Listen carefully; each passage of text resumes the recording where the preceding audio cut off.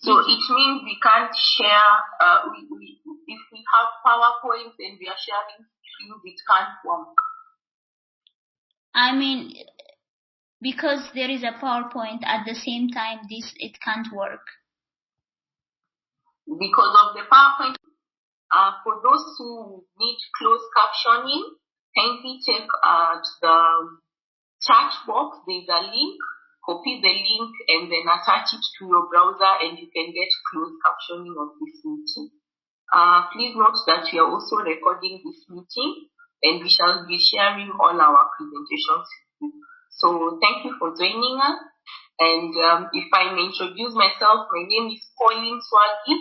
I'm the National Program Coordinator for the I2I within the International Labour Organization, Kenya. I have my colleagues from the ILO headquarters. I'll give them a chance to introduce themselves, and then we can start on. Thank you.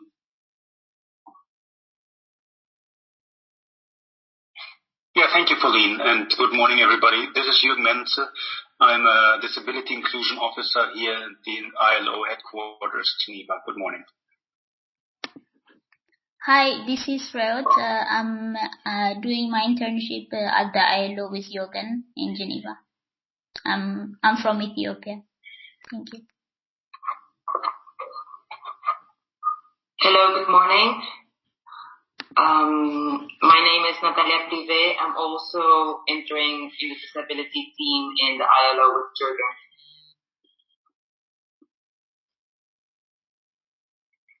Okay, thanks. So if we may briefly get to know everyone, just state your name and your organization quickly so that we can start off the meeting. Thank you. Good morning. My name is Paul Kasimu. I'm the Chief HR Officer at Safaricom. Glad to be here. Welcome. And I'm with Jane Namunda. Hi, good morning. Jane Namunda is my name, Safaricom, Diversity and Inclusion. Okay. Good morning. My name is Margaret Ndei, Talent Specialist at Coca-Cola Beverages Africa. Welcome. Yes, good morning. My name is Tabi, Diversity and Inclusion Lead at Safaricom, Nairobi, Kenya. Welcome. Thank you.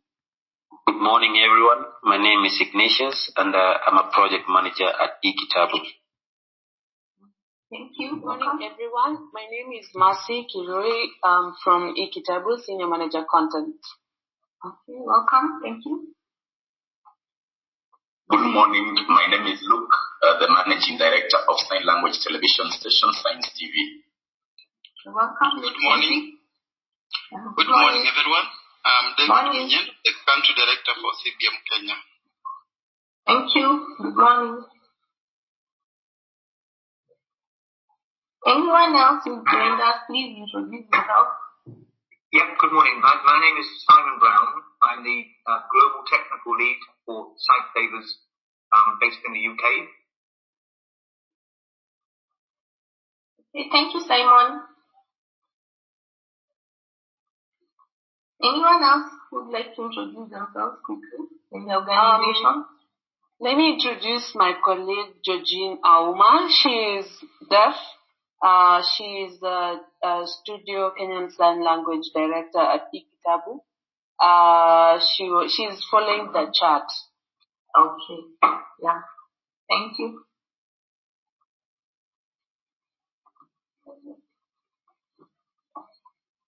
Okay. I can see my colleagues from I2I, acknowledge them, Elizabeth, Shakamiri from the Nacheshire, Ngao Mwaguna from Andy. If I've left anyone out, my apologies. But I think we can now start off. So good morning and thank you once again for joining us for the Kenya Business and Disability Network meeting. As you can see, our agenda for today has four items. So we are going to start with the objectives and key activities of the KBPN. So I'm going to share my screen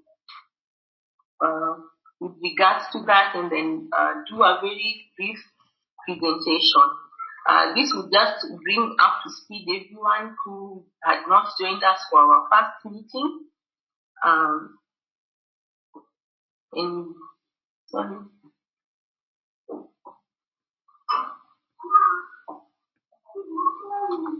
So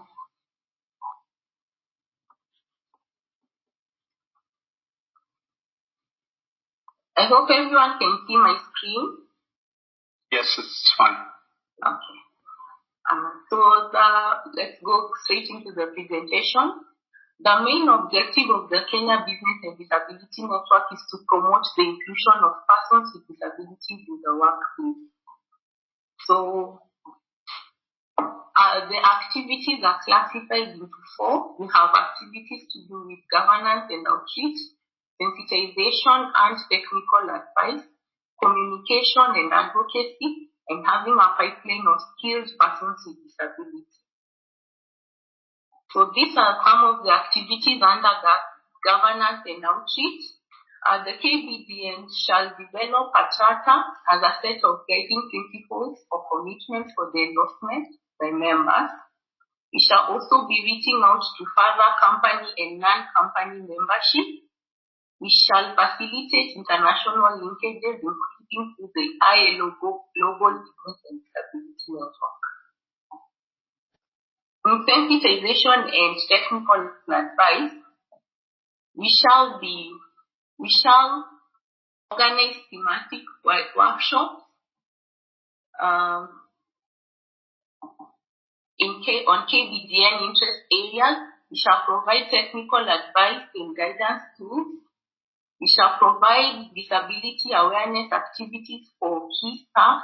For example, at the ILO, we have something called disability politics training that will be available for the KBDN. We shall, in communication and advocacy, we shall organize events to share company good practices, communicating with key business associations, for example, the Human Resource Association, Chamber of Commerce. We shall create dialogue with relevant public authorities to positively influence disability-related legislation and policy.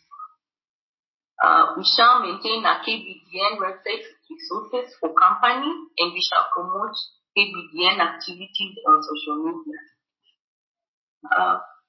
Finally, on a pipeline of skilled persons with disabilities, we shall be promoting internship and mentorship programs for students and graduates with disability, forming disability-related partnerships and linkages with other organizations,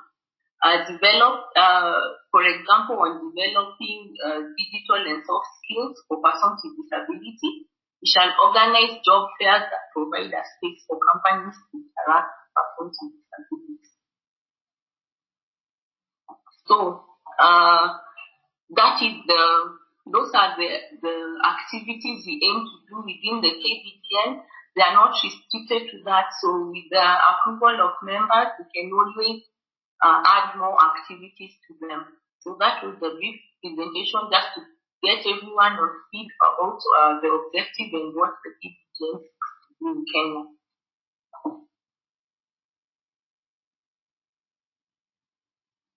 Are there any questions or comments on my presentation? Hi, Pauline. This is Margaret from Coca-Cola Beverages Africa. I have a question. Okay, just go on. Hello? I can hear you, Margaret. Please.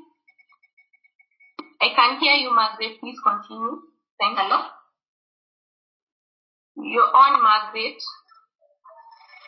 Okay, so my first guidance tool, which you've mentioned on the sensitization and technical advice, I wanted to inquire, does it include coming up with a diversity and inclusion assessment tool that can be able to measure inclusion in organizations? Because I believe what gets measured gets done. And then secondly, I wanted to ask, is it possible we see how we can sign up organizations to the UN Women Empowerment Equity Principles just to ensure there is gender equity? Thank you.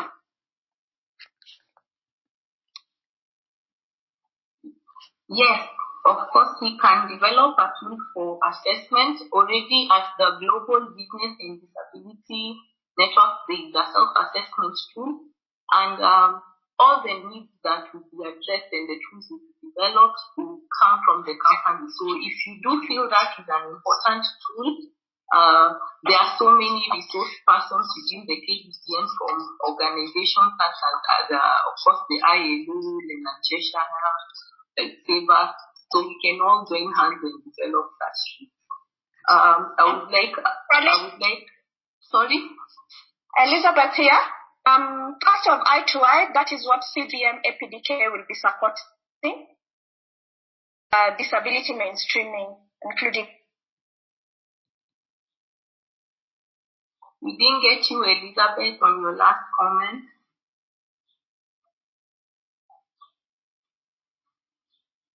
I couldn't hear Elizabeth, but we also have an agenda item over the same in the survey results of the survey that we did. And also, I would like my colleague Vivian to comment on the UN Women.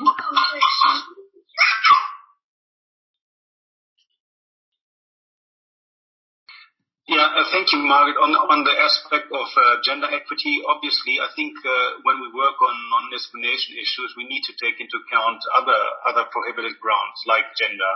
So I think in whatever we do in the KBDN or in promoting the inclusion of persons with disabilities more generally, I think we need to always approach it from a gender perspective too. Okay. Margaret, I hope your question was addressed. Yes, I am. Thank you. Is there any other question on my presentation?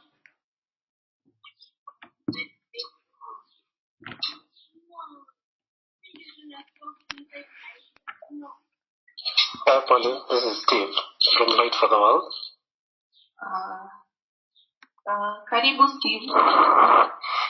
Thank you. Just a response also to Margaret that we within in business, we do have tools that companies can adapt to measure also to what extent they are inclusive and what do they need to do to be more inclusive and to kind of make a roadmap to it. And we can also support in that process. Okay, thank you. So it's clear we have so many resource persons here who will be willing to support companies, and of course that is the point of the KBCN. If we could move on to the next agenda item, I will be sharing my screen as well on that.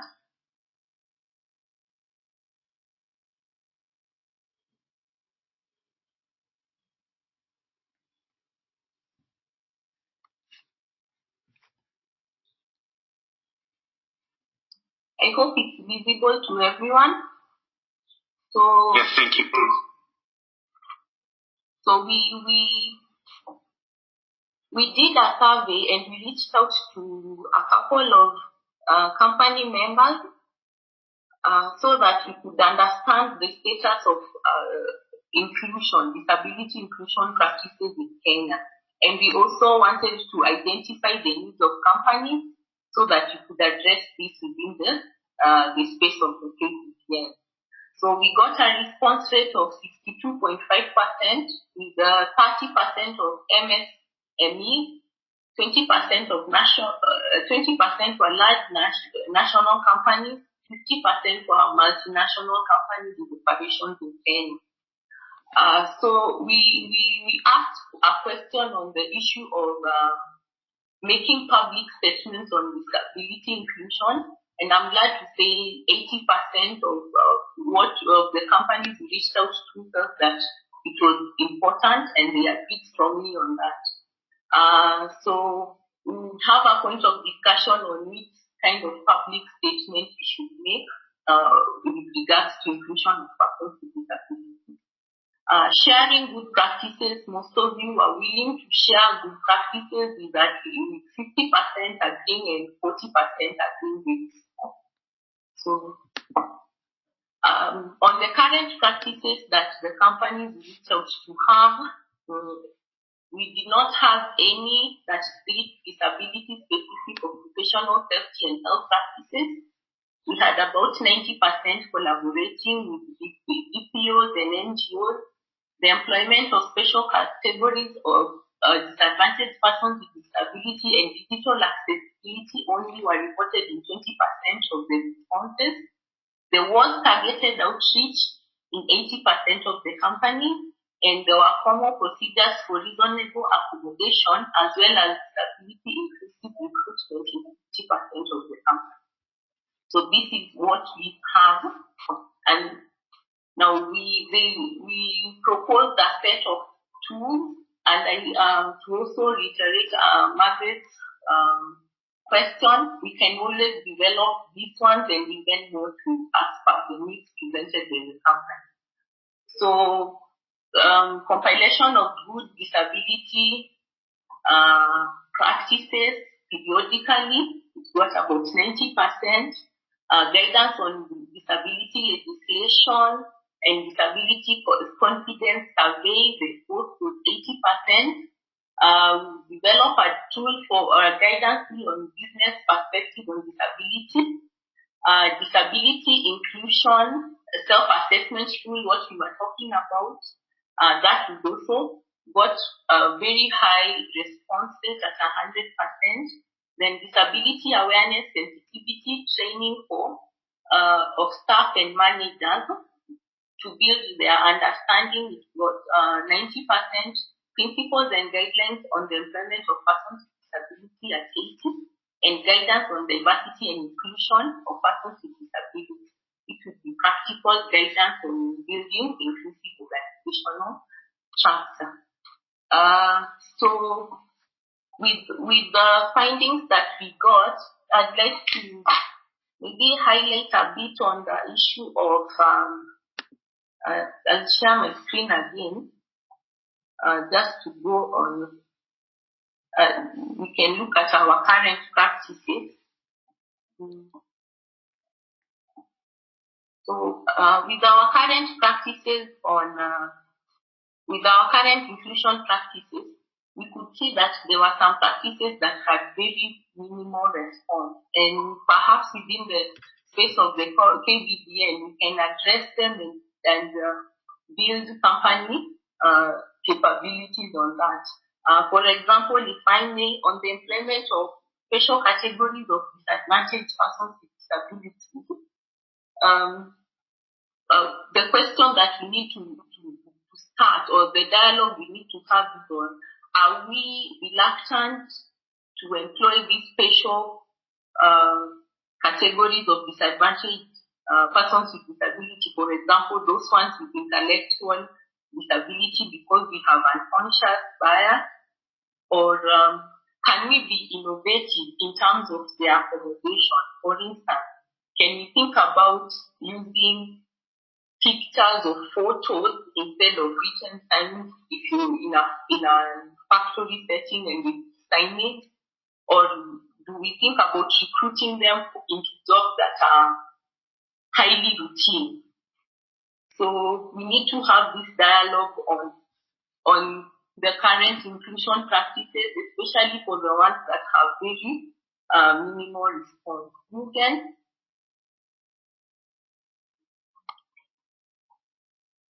Yes, Pauline? Yeah. Kindly say something on the other inclusion practices that have minimal response. Yes, thank you, Pauline.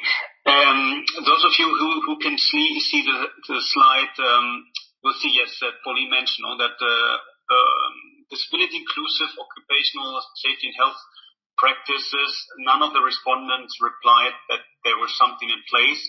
I think it's well, unfortunately, it's not a surprise. It's quite common inside and outside Kenya, so it's not particular to Kenya. But many companies haven't yet thought about how their occupational safety and health policies and procedures can really be made inclusive and accessible to persons with disabilities. And there's some immediate measures one can take that evacuation chairs for those with mobility limitations, having a body assigned for cases of emergency, also just making sure that persons with sensory impairments like blind people or hard of hearing and deaf people get the information needed when there's an occupational safety and health situation. And then one of the Pauline already mentioned the challenge of employing people was even more challenges in the labor market, like people with intellectual disabilities or with psychosocial disabilities. But then we also see that digital accessibility is not yet a priority in the companies, at least those that reply to the survey. And we know, of course, now also in the current pandemic, we see that digital communication is getting more and more important, and it's of course also a huge market.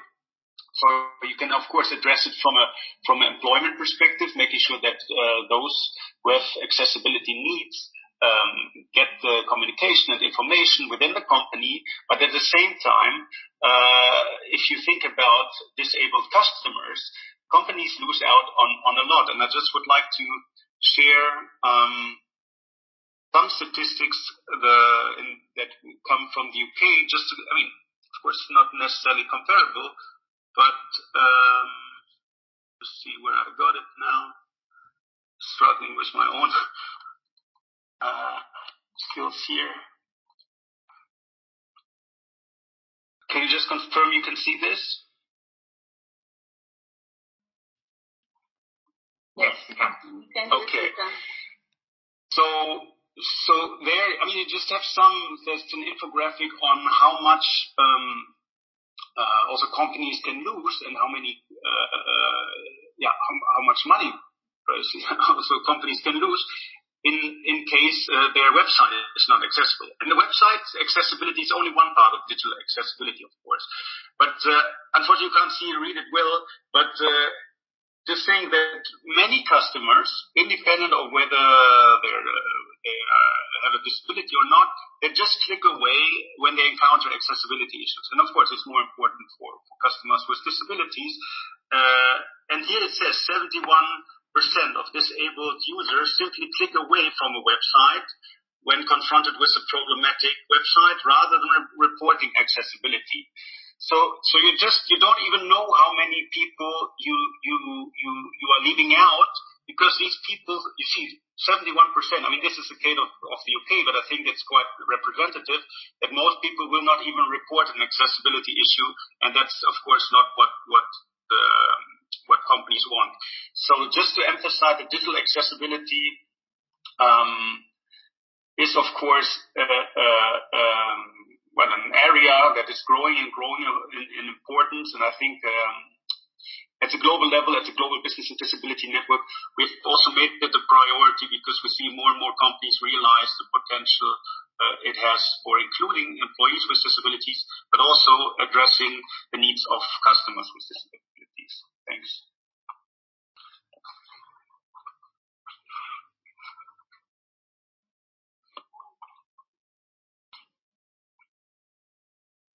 Thank you, Eugen, and we'll go to the next presentation, which you are supposed to present on the principles.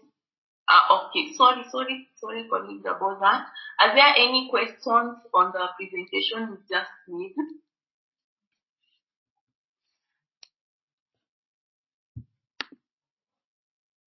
I see a comment from Sydney. Sorry, it's okay, please.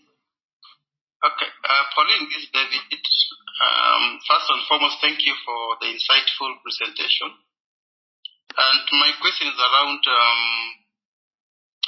if you are to make sector-specific kind of analysis, is there a possibility that some sectors within the private sector could be doing much better on the parameters than others? Because I know collectively, yes, this could be like the overall painting of the image. But I believe there are some sectors which are much ahead of the others and which can behave like a learning point or a turning point or a turning curve for the others to learn from. So could you make a comment on that, please? Pauline, but then. Pauline, go ahead, Paul. As a connect to that is, I think out of that, if we could also pick best practices, where do we see, not necessarily even sectors, to more, what are the interventions then that will create breakthrough in that area? For instance, the bit of having occupational safety and health policies, do we have some best practice somewhere so that we don't have to reinvent the wheel? And then how would we accelerate that among members? This is Luke of Science TV. I would like to just comment, first of all, thank you very much for having convened this meeting and around this time when we are having issues to do with the challenges around COVID-19. And if you look at the issue of accommodation of persons with disabilities at places of work, it's actually been because one of the things that has come up that is being demystified by the fact that people have not been engaging persons with disabilities even to work at home. The corporates have not been engaging with them because of the issue of how do we accommodate them at the place of work. How can we build on this? I would take it as an eye-opener that has been brought by the lockdowns across in the country and of course across the world by COVID, and see how we build on that to make persons with disability be able to access workspaces by virtual integration and thereabout. And also the other thing that I wanted to, as Paul has just said, the issue of best practices. One of the things that I was looking at is how do we make sure that the best practices are not issues whereby I would say that we are trying to push it to management, but at the top level of decision making, we have people who are aware of the need to employ persons with disabilities, so that it's actually going down rather than trying to push it as a proposal probably from HR going up. But if the top management, that is the decision making organ of the board, understand the need to employ persons with disabilities, then it's something that, at that point they'll pick it at policy, then from policy it's able to cascade it to down to HR, then HR is able to implement. How do we make sure that the decision makers of organizations are involved? And also, when going forward, you realize that the small and medium enterprises are actually, if you look at Africa, they're one of the biggest employers also of people. How do we make sure that we bring them on the table as in their doing businesses, they try to look at persons with disabilities? Thank you. Hello, Pauline. Hey, Salome, please go ahead. Yeah. First of all, thank you very much for such informative presentation. This is just to let you know that in terms of the tools, assessment tools, CBM, we have already developed accessibility audit tools, and this is what we are going to use to carry out assessment, both in the private sector and also in various learning institutions. For example, the VTIs and NITA. Thank you. Okay, thank you for that, Salome. So if I may answer David's question, this was a preliminary survey, so it was not sector specific. We just wanted to have an understanding on how the situation is in Kenya. And hopefully, as the membership of the KBDN grows, we shall be able to reach out into specific sectors and then look at their practices. So just to reiterate, this was just an overview. It was not sector specific. We just wanted to know what is out there and what would be important to the members or to the businesses that we reached out to. Thank you.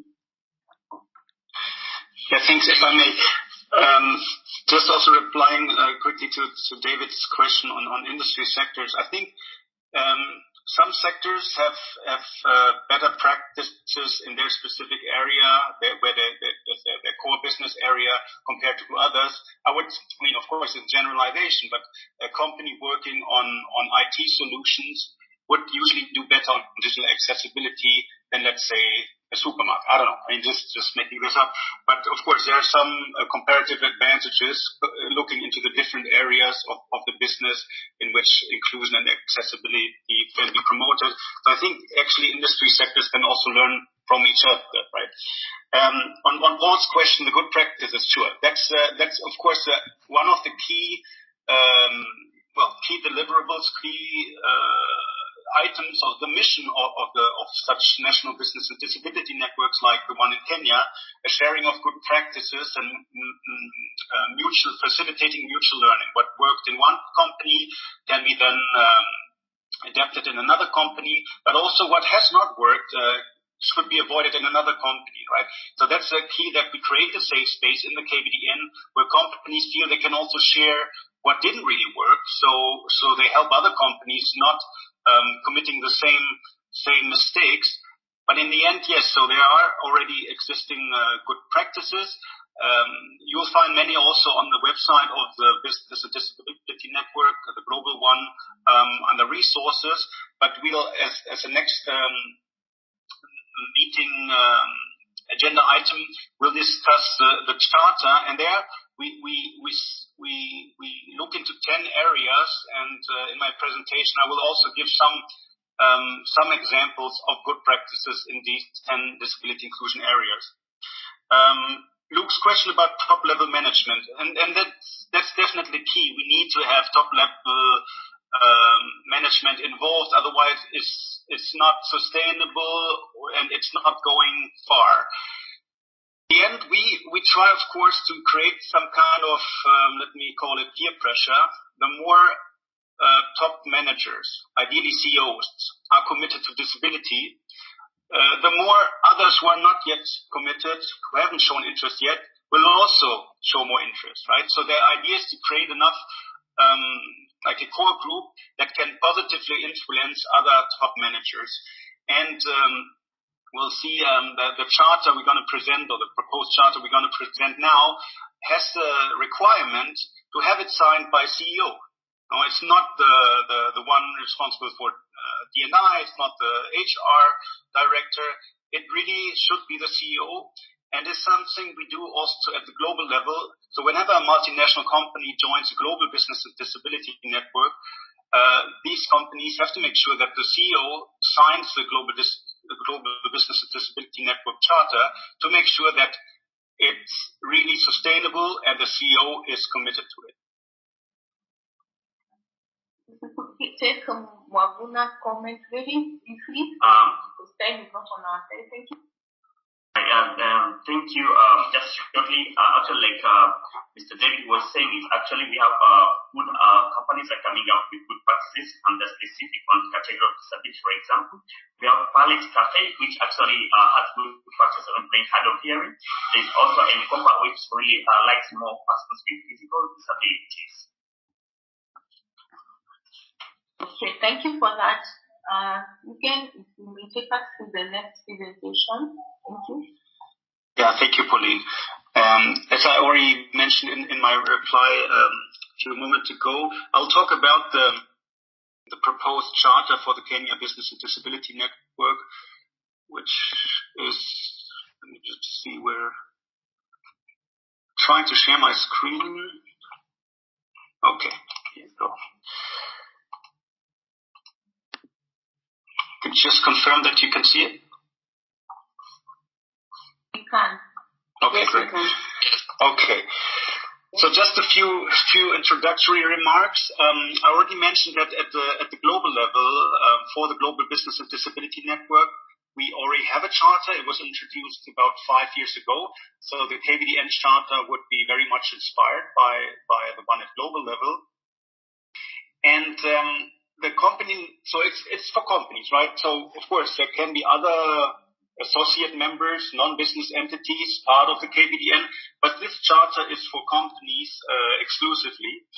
And as I said, it should be the CEO the respective company. Of course, if it's a multinational company, the respective country CEO signing this charter to ensure this top-level commitment that also Luke had mentioned in his question.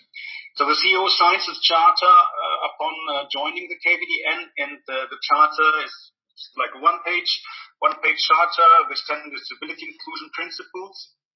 And in the rest of my presentation, I'll go through the 10 principles one by one, hopefully not too long, to explain a little bit more about these principles. But it's a document of commitment and aspirations. You'll see these principles seem to be quite comprehensive, but it doesn't mean that a company already has practices in place. But it's more an aspirational framework where companies look, we are committed to disability inclusion. We are at a certain stage in our journey. We may be at the very beginning. It also happens at the global level. Sometimes we build multinationals. They have not done anything almost on disability inclusion, but they are committed to start the journey. So I think this could also happen in Kenya as an aspirational framework and as a guiding framework. Also, of course, detailing the areas where a company can improve policies and practices with relevance to the inclusion of persons with disabilities. And sometimes we get the question, so what does it mean? Are there any legal obligations or reporting obligations? No, we don't. At least at global level, and I think that the same would be true for the Kenya Business and Disability Network. There are no reporting obligation to anybody, and there's no legal requirement once this charter is signed. It's simply an expression of the company's commitment to do better on disability inclusion. So let me now go through these 10 principles, not too long, and you'll see that there's always a proposed text that would actually go into the charter. As I said, it would be only one page, and with 10 principles.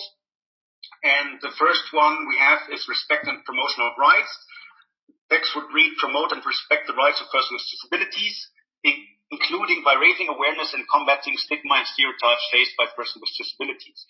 And how can this be done? Of course, you can have specific awareness raising campaigns about the rights of persons with disabilities. And of course, you can have it as a mainstreaming approach and include disability issues in relevant training for HR staff on unconscious bias, stigma, and stereotypes. The second principle of the charter would be non-discrimination. Then it reads, develop policies and practices that protect persons with disabilities from all types of discrimination. I think many companies would already have something comparable. And the examples include to have either a general or specific policy, but it needs to be explicit also about persons with disabilities to promote their inclusion, and ideally it needs to be endorsed by senior management, right? It's not some policy by an individual unit, but approved by senior management. Then also to protect from discrimination, you could also just encourage job applications from persons with disabilities, explicitly mentioning that applications from persons with disabilities are welcome. And of course, inaccessible recruitment practices are in a way discriminatory, right? Because person with certain types of disabilities can actually not even access information needed to be hired. So accessible recruitment practices would also be promoting non-discrimination. The third principle is equality of treatment and opportunities. Text reads, promote equal treatment and equal opportunities for persons with disabilities, including by providing reasonable accommodation in the recruitment process, on the job apprenticeships, training, job retention, career development, and other relevant terms and conditions of work. So it's very much about reasonable accommodation. So of course, companies should have a reasonable accommodation policy and an established procedure to provide the workplace adjustments for employees with disabilities if needed. And then of course, also Ideally, having targeted opportunities for persons with disabilities through traineeships, internships, apprenticeships. The fourth principle of the Charter would be accessibility. Of course, it's a huge area. And the text reads, progressively make the company's physical and digital environment, including communications and information, accessible for all employees with disabilities. And I already said a few things about digital accessibility in the presentation on the survey results. And these examples that are here on the slide, like accessibility of internal and external ICTs, compliance with the Worldwide Web Consortium guidelines. Then a policy on physical accessibility. Well, that goes beyond the digital realm. But of course, it's not only digital realm, it's also the physical accessibility of premises. And that also means the rental spaces, or if you, for example, conduct meetings in premises that are not your own, make sure that these are accessible to persons with disabilities. And we already mentioned occupational safety and health practices. There are, Paul, you asked what could be good practices, and here are some mentioned again. Just having rescue chairs for persons with mobility limitation or light alarms for people who are hard of hearing and deaf. These are rather immediate measures a company can take, but of course it should be embedded in wider OSH policies and practices. The fifth principle then is job retention. And it reads, develop appropriate procedures to enable current employees who acquire a disability to retain or return to their employment. And this is just very much about having an active program that is well managed to make sure that when people that acquire a disability who had not a pre-existing disability when they joined the company, that they can stay in the company, or if they have to leave for a while, to be able to return. The sixth principle would be confidentiality, and that's, of course, key. Respect confidentiality of personal information of all employees regarding disability issues. Of course, some employees, people with disabilities, there's an obvious disability there, but we know that most disabilities are not visible. So, of course, we need to respect the confidentiality of personal information. And this is very relevant, especially when requests for reasonable accommodations are received. The seventh principle is attention to all types of disabilities. Consider the needs of those persons with disabilities who face particular challenges in accessing the labor market, including persons with intellectual, autism, and psychosocial disabilities.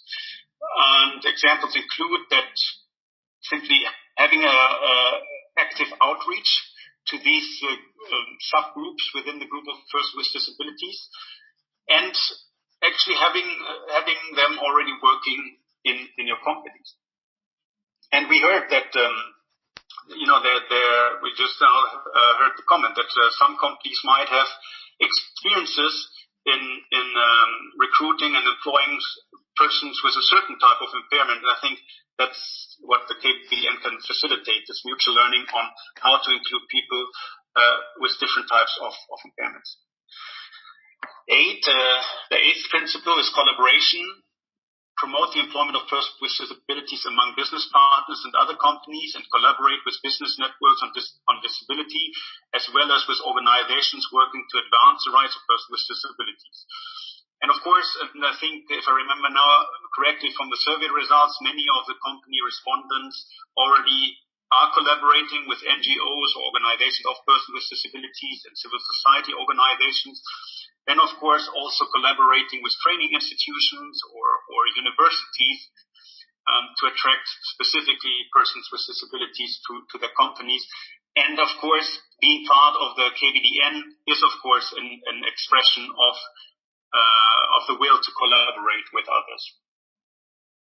The ninth principle is evaluation. Review regularly the company disability inclusion policies and practices for their effectiveness, and take appropriate measures to address identified gaps. Of course, it's not enough to just have policies in place.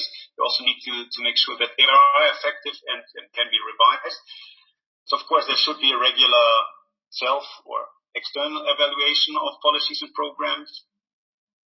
And one way of looking at whether policies and practices are actually effective is to make sure that if your company has these surveys, the staff satisfaction survey, that it allows for, always keeping in mind the confidentiality of personal information, but that these staff satisfaction surveys allow for disaggregating by whether an employee has a disability or not, because then you can really see if employees with disabilities are actually having the same or similar levels of satisfaction in the company compared to those who do not have disabilities. And then, of course, just being aware of how many employees with disabilities you really have. Again, of course, respecting confidentiality of personal information. And the 10th and last principle is knowledge sharing.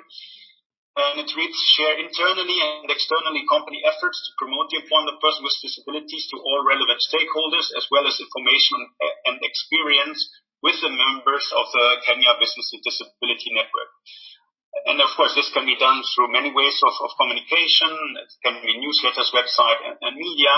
But of course, it can also go into the mainstream reporting by companies, for example, on human rights issues or on CSR. And this is very much, again, coming back to the point Paul from Safaricom made, that it's really about sharing good practices internally, of course, in the KBDN, but also externally. And for example, then the website of the KBDN hopefully also makes other companies that have not thought about disability inclusion so much more interested, because they see there's something out there, and the more we communicate, the more we share, the more we can influence positively. So I think that was it from my side. But I'm happy to answer any questions you might have on this. As I said, we use the charter at global level. Whenever a global company joins, it's usually accompanied by some PR measures. Photographs are taken. Also, global companies then oftentimes upload the signed chart on their respective websites to show that they are committed and that they are part of Business and Disability Network.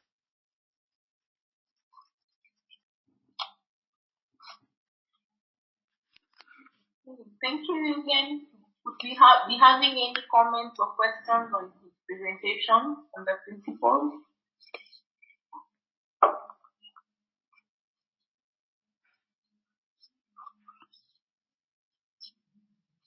Maybe just to add that you'll find on the website of the Global Business and Disability Network, it's at businessanddisability.org. We recently also created a self-assessment tool for those companies that have signed the global charter. And I think it's now 23 questions. So it's about 2 questions per principle on average, where companies can see how well they are doing in these different disability inclusion areas. So you could also just check it out on the website to see where your company stands and where you see where the gaps might be. And once one has taken the self-assessment, you will be also automatically redirected to resources, to good practices on how to address these gaps.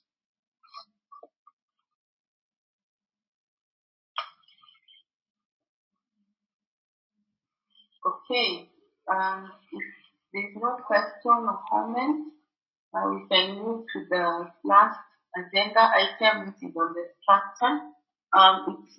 We are still having discussions with FK on the governance structure. So what I'm presenting is just the general overview of how the KBDN will be structured in the FK. So in case, for those ones who are unable to join us for our first meeting, in Kenya, we want to have KBDN hosted by the Federation of Kenya Employers, because one, it is the premier employer organization. It will also help us in terms of sustainability. It has a large membership base, and also it has a lot of credibility. So it's good practice to have it in the Federation of Employers. That has also been done in other countries and it seems to work well. So that is the reason following the same suit. So in Kenya, we are going to have it as a committee within the Federation of Kenya Employers. And once we smoothen out the governance structure with the FKE, we shall of course be sharing it with our members. Thank you. So I'll be sharing my screen briefly to just go through the generals of the general overview of how the structure of the KBDN will be in the Federation of Kenya Employers.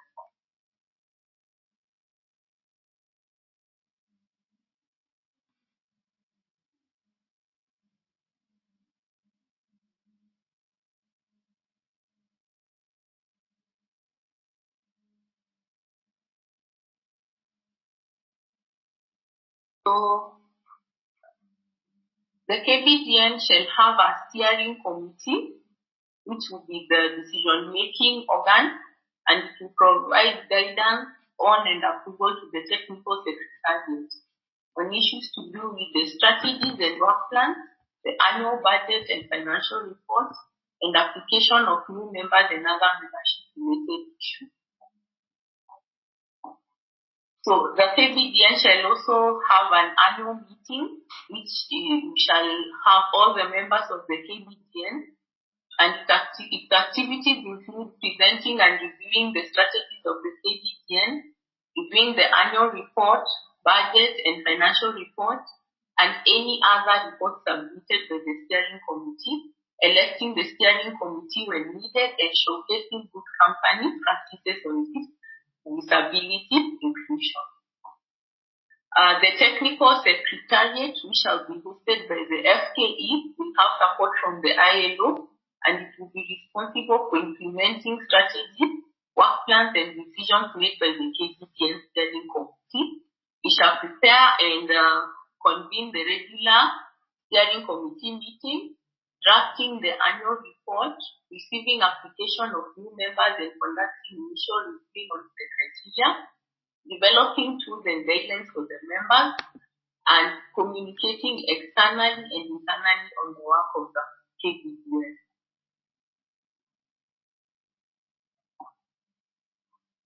So those are the three main organs of the KBDN, and that is the work we aim for them to do. Are there any questions or comments? We can add about 10 minutes to the meeting in case there will be any questions or comments on any of the presentation. And also, you can always reach out to us in case you have any concerns or questions or comments that you want to present. Thank you. Morning, this is Simon from Sightsavers. Quick question on that last section. How is the KBDN going to be legally registered? Has that been decided yet, or is it going to be just underneath the Employers Federation? Being that it's a committee within the Employers Federation, yeah, so it will not be a separate legal entity. It will be a committee of the federation. Okay. Just to add on that, Simon, it's a good valid question. You might know that in Bangladesh, it was also the Bangladesh Business and Disability Network was not an independent legal entity because it was under the Bangladesh Employers Federation. And then only last year, I think, they became a independent legal entity. So that's also possible. But yes, at this point, it would be not have an independent legal entity, the KBDN at this point. Okay. I mean, I guess you're actually right. You can come back to it in the future, but that Bangladesh registration, of course, opens up other kind of financing possibilities for the network. For the benefit of the network, and also obviously for the benefit of the inclusion of people with disability in employment. So in terms of accessing then institutional funds from agencies like DFID or other funding agencies. So it's worth thinking about. It doesn't have to be done right now, but it's worth thinking about as having a specific registration. You're right, Simon. It's true that as an independent legal entity, you might have better chances to attract also funds for your work. It's a good point, and I think definitely something we need to keep thinking about. Yeah. Just what you were saying that it's. I have two questions. Number one, that it is being hosted at the FKE Kenya, Federation of Kenya Employers. Some of the SMEs, small micro enterprise organizations, might not be members. So how will they be able to participate? That's number one. And number two, I want to go back to what Paul Kasimu said, that instead of reinventing the wheel, why don't we just pick best practices? And you've talked about Bangladesh, the network in Bangladesh, whereby they have decided to go independent, but they started with the Federation of Employers. So what were the challenges that has resulted in them going independent? And if those challenges could be foreseen, why don't we, let me say, leapfrog that space, that particular challenge, and just start in another way that is more beneficial, as it has been raised that the issue of fundraising and all that stuff. So how will we make this assessment and be able to see the best way forward, rather than repeating what Bangladesh maybe underwent for several years, then they decided to go independent? Why don't we just look at going independent? Thank you. If I may, no, it's very good points, because as ILO, we have supported the establishment of several national business and disability networks around the world. Actually, the one in Bangladesh was also part of it came out of an ILO project, which was much wider, but as part of the ILO project, also the Bangladesh Business and Disability Network was created. And what we're trying to do here in Kenya is actually implementing these good practices in terms of national business and disability networks that we have seen around the world. And one of the good practices we have seen is that National Business and Disability Network would be hosted by a big employers federation, because it has, of course, advantages. You can draw on the infrastructure, the membership base, and also the political leverage these employers federations have. So, of course, there are advantages to it. And I think it's a good point, and I think we should have in the next KBN meeting, and whenever we decide to have the next meeting, we should invite also representatives from other national business and disability networks, like Bangladesh, like Chile, for example, where they're also hosted in Employers Federation, to let them tell us what are the pros, the cons, the challenges, the opportunities. Because we know there's not an ideal solution to anything. So having this discussion is definitely helpful, also for our case here in Kenya, to see what worked, what didn't work, what were the success factors, and what were the barriers for these national business and disability networks around the world. But as I said, we're trying to use the good practices we have seen around the world here now in Kenya, luckily with a DFID funding. And then on the question on small, medium-sized enterprises not being part of FKE, this is something that is on the agenda with FKE, because the openness of National Business and Disability Network to any company that has a commitment to disability inclusion is key. So there must be no there must be no barrier for a company that is not an FKE member to join the KBDN. That's clear, and that needs to happen. So that we're discussing that with FKE, but that's basically one of the core principles of a National Business and Disability Network, that any company with interest in disability inclusion has to be able to join. Thank you. And if I may add, FKE, they were supposed to be in the meeting, but they had another pressing engagement, and they believe in the next meeting they'll be there and give something substantive with regards to the structure.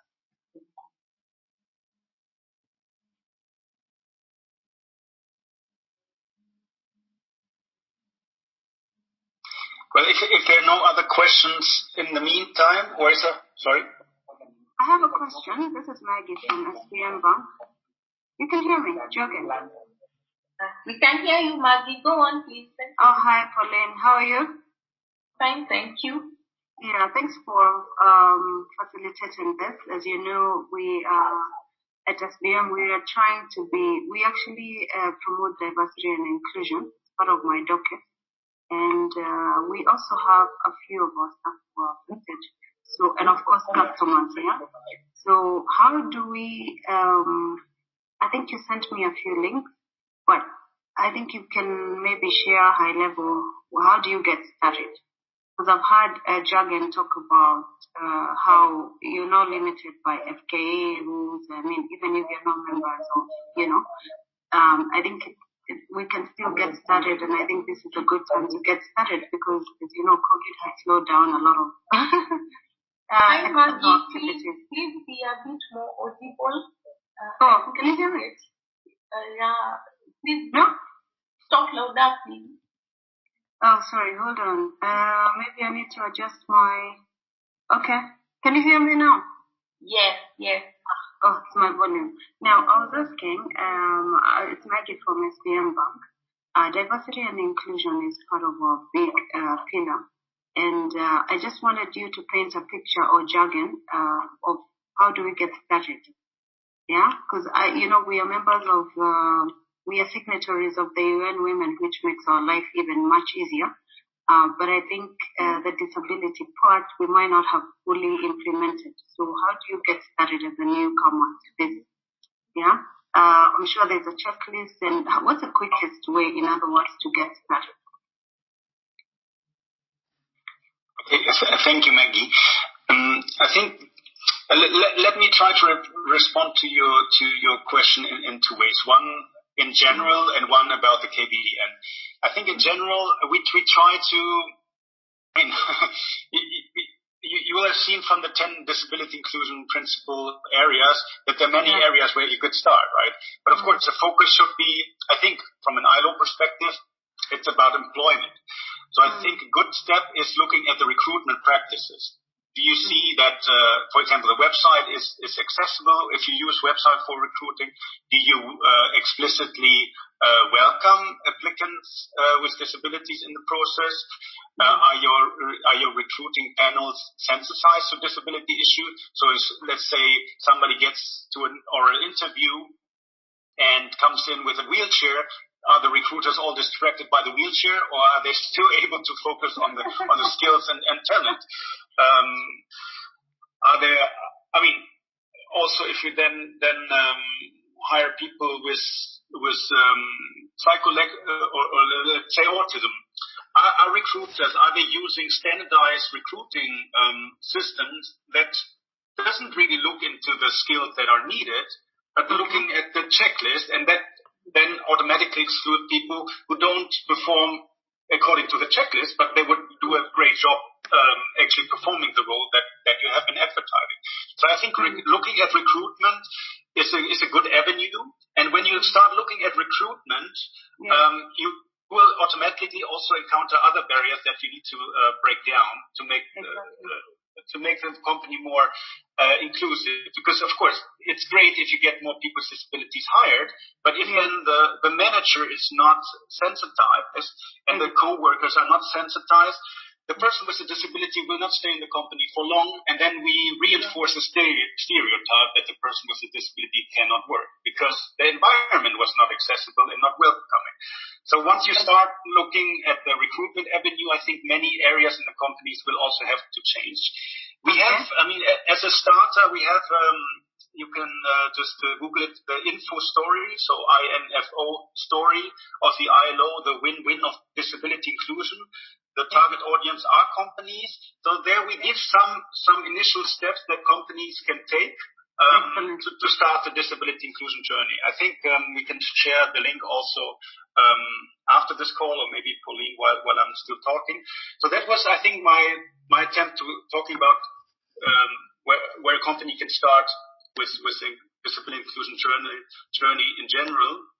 Okay. Then I think on the KBDN side, because yes, of course, we're discussing now with FKE what are the let's say, the bureaucratic side of all of this, which is important, of course, but it doesn't prevent us to do the more technical work. And having these meetings online, like we're having now, I think is already a good start. At least we have a place to exchange, know what's out there, know what other companies are doing. Yeah. But then for a more public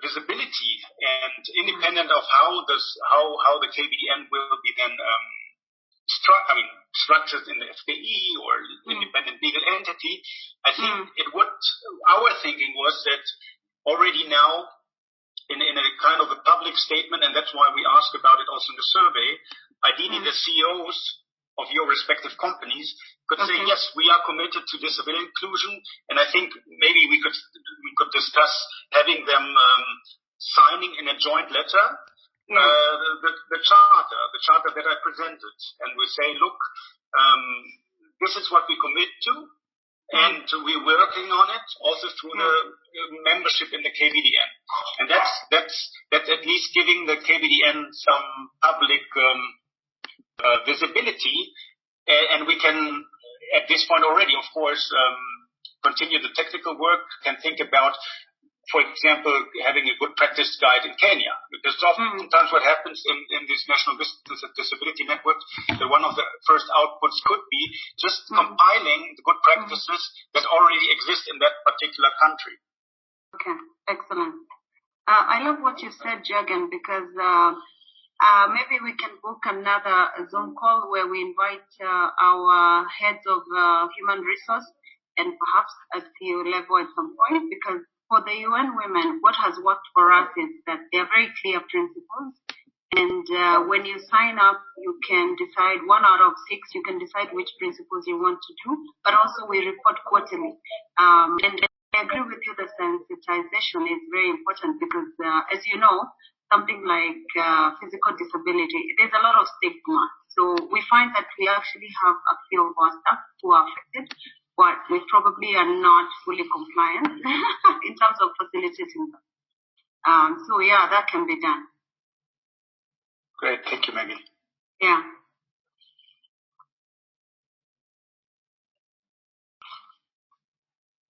Just to clarify, for the charter, because Maggie just meant like one principle. For the charter, say, look, all the principles need to be part of the charter. You can, a company can, of course, decide to focus more on one than the other, and I think it's hard to focus on all areas, on all principles at the same time.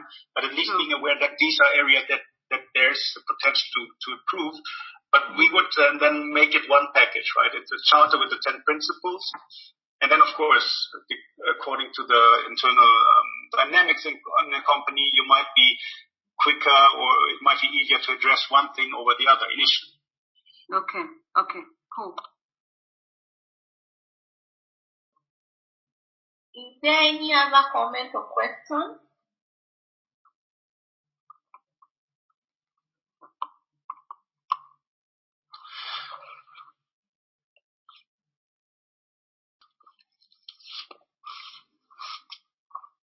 Okay. If there's none, I'd like to express our sincere thanks for you, for all colleagues, company members, I2I, Vision Work, everyone for coming on board our meeting. Thank you so much for taking the time to participate, to listen to the discussions, and even your questions and comments. We appreciate them so much. I had written in the chat box, but let me repeat it. I shall be sending out all the presentations to you via email. And in case you have any other questions, comments about our presentations or about the work that the KBDN is going to do, please feel free to reach out to us.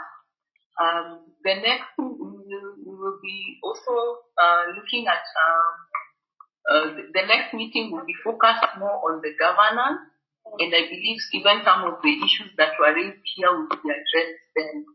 And our colleagues from FKE, of course, will join us in the presentation.